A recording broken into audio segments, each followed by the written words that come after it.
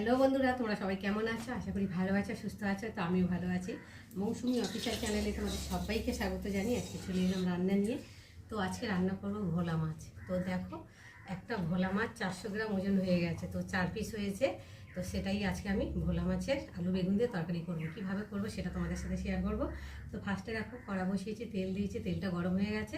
আর এখন আমি একে একে মাছগুলোকে ফার্স্টে ভেজে নিই।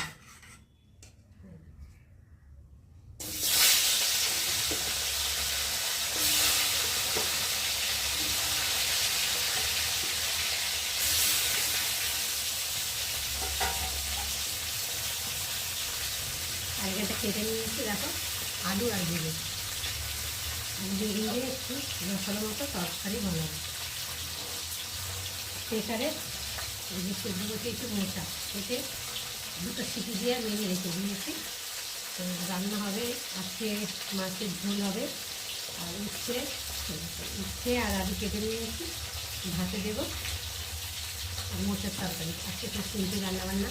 তো তোমরা দুপুরে কে কী করছো অবশ্যই কমেন্টে জানিয়ে। তো সবাই মাছগুলো দেখো বন্ধুরা, মাছগুলো ভাজা হয়ে গেছে, একটু করে সুন্দর করে ভেজে নিয়েছি।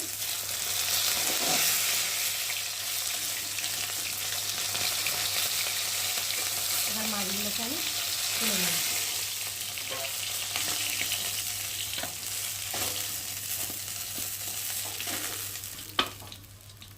ভাজা হয়ে গেছে, তেল আছে, আর একটু তেল দেবো। এবার দিয়ে দেবো কালো জিরে ফোড়ন। ফোড়নটা যে ভাজা ভাজা এসেছে, এবার দিয়ে দেবো কেটে রাখা কুচানো পেঁয়াজ।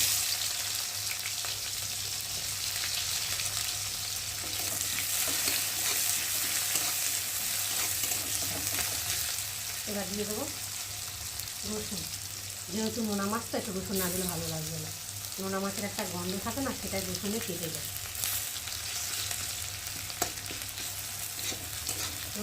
তো দেখো, রসুন আর পেঁয়াজটা ভাজা ভাজা হয়ে এসেছে, লাল লাল মতো এসেছে।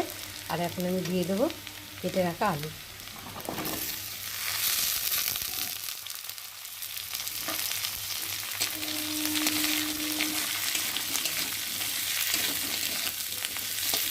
আলুটা একটু লাল লাল করে ভেজে নেব। এবার দিয়ে দেবো কটা কাঁচা লঙ্কা।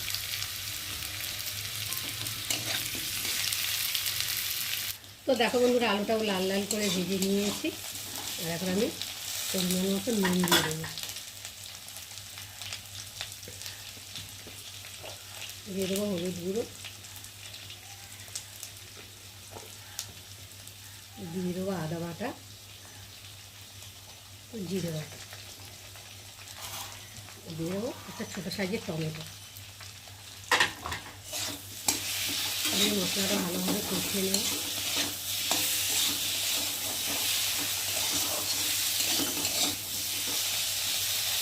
এবার দিয়ে দেবো কেটে রাখা একটা বেগুন। বেগুনটা আগে দিন জানো তো, কষাতে গলে যাবে, ওর জন্যে একটু কষানো হয়ে আসবে। আর তারপরে বেগুনগুলোকে দিয়ে দিয়েছি, দিয়ে আর এখন মশলার সাথে বেগুনটা কষিয়ে নেব। বেগুনটাও ভাজা ভাজি হয়ে আসবে, মশলা কষানো হয়ে যাবে। তো দেখো বন্ধুরা, বেগুন দিয়ে বেশ সুন্দরভাবে কষিয়ে নিয়েছি, আর মশলা থেকে তেলও ছাড়তে শুরু করে দিয়েছে। আর এখন আমি পরিমাণ মতো জল দিয়ে দেবো।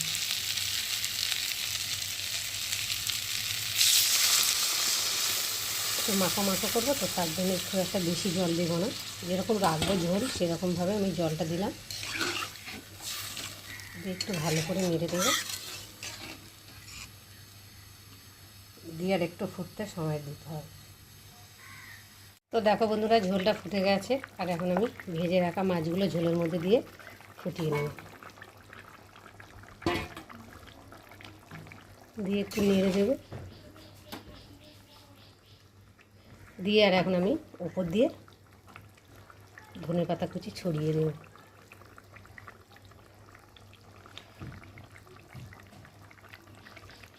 তো দেখো বন্ধুরা, মাছের ঝোল তৈরি হয়ে গেছে। আর মাছের ঝোলের রেসিপি কেমন লাগলো তোমরা কিন্তু অবশ্যই কমেন্ট করবে।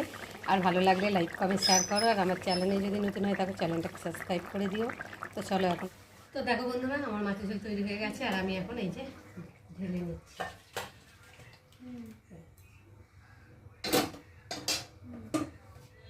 তো দেখো, মাছের ঝোলটা দেখো কালারটা খুব সুন্দর এসেছে, যেহেতু এটা কাঁচা লঙ্কা দিয়ে করেছি। গুঁড়ো লঙ্কা তো আমাদের বাড়িতে খেতে চায় না, তোমাদের দাদাভাই বিশেষ করে, ওই জন্য বেশিরভাগ আমাদের কাঁচা লঙ্কা দিয়েই তরকারি হয়। তো কাঁচা লঙ্কার তরকারিটা খারাপ হয়নি, দেখো কালারটা খুব সুন্দর লাগছে। তো চলো আবার দেখা হবে, এটা